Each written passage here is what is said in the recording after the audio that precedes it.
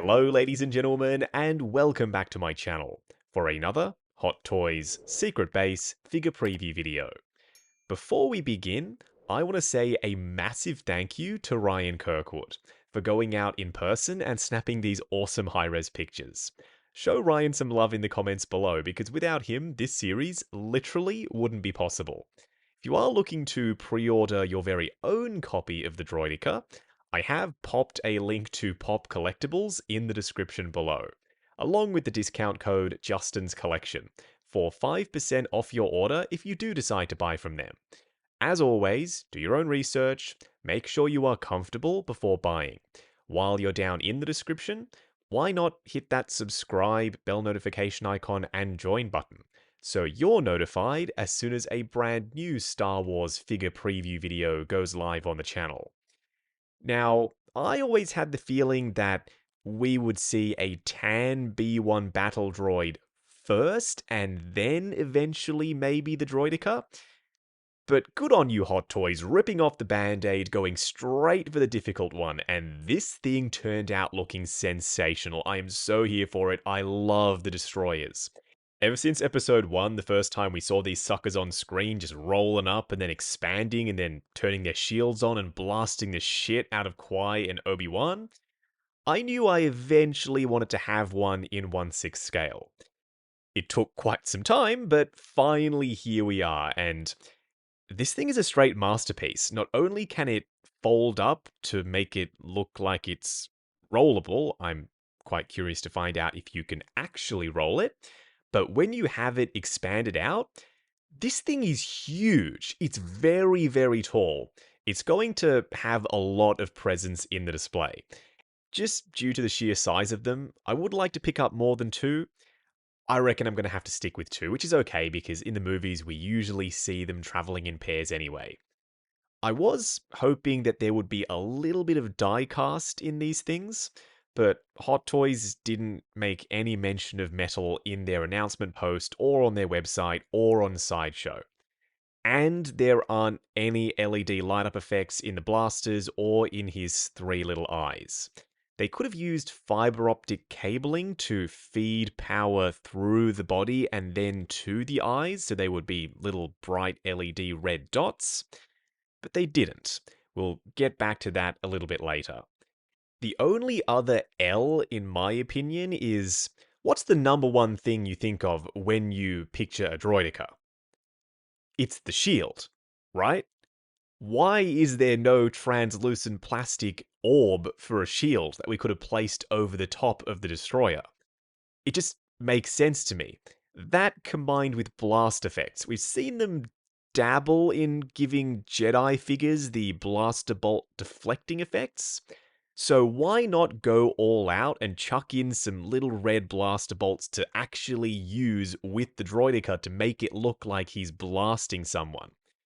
They didn't do any of that. They kept it simple, maybe so that they could save both the shield and those effect pieces for a future Droideka release. One other thing while I'm complaining, I would have liked a display base. Nothing crazy, probably just one of those diamond bases because the footprint of this is quite large. We would have needed a large base to accommodate it. And his back leg sticks out quite far, so we could have used the back point of that diamond base to have his back leg sticking out past his body. I don't know what it is about droids like this guy and R2-D2 that makes them ineligible for display bases. R2 did come with that little clear plastic flight stand thing though, but I'm not counting that. Okay, enough negativity, let's talk about the detail on this thing because it's truly next level. We've got the little hoses and the cables which are metallic and weathered. We then have dry brushing absolutely everywhere, real actuating pistons, and some very fiddly looking small joints. Durability is a little bit of a concern for me, but Hot Toys being Hot Toys, they know how to make sturdy droid figures. Their B1 was absolutely rock solid, unlike the Sideshow ones from back in the day that were a little bit more flimsy. So I'm expecting ratchet joints, tight tolerances on the hinges, and pistons that are as smooth as butter. This is not their first rodeo with a mechanical figure like this. The T-800 endoskeleton comes to mind from Terminator Genisys. They cut their teeth on that, getting the pistons to work and having it be fully articulated, and by all means, that is a way more complicated design than this thing is. So like I said, I'm pretty confident that they're going to nail this. Interestingly enough, they did specifically mention the Phantom Menace in the announcement post for this. So, with them going back to episode 1, does that mean that we're finally going to get a Padawan Obi-Wan to pose up alongside our Qui-Gon and Darth Maul? I hope so, because we're getting a 2.0 Maul, we're getting the Droideka, and we're probably going to get the Tan battle droids as well. If they don't make Obi-Wan, something is clearly up with either the likeness rights or there's some kind of licensing snafu with Ewan. We'll just have to wait and see. So this is how they ended up doing the eyes. They painted them in metallic silver, then they added a transparent red layer of paint over the top so that the metallicness still shines through, but they've got that pop of red. I would have liked the fiber optic cable method so that we could have had light up eyes, and they still could have painted them red anyway in addition to the light up effect.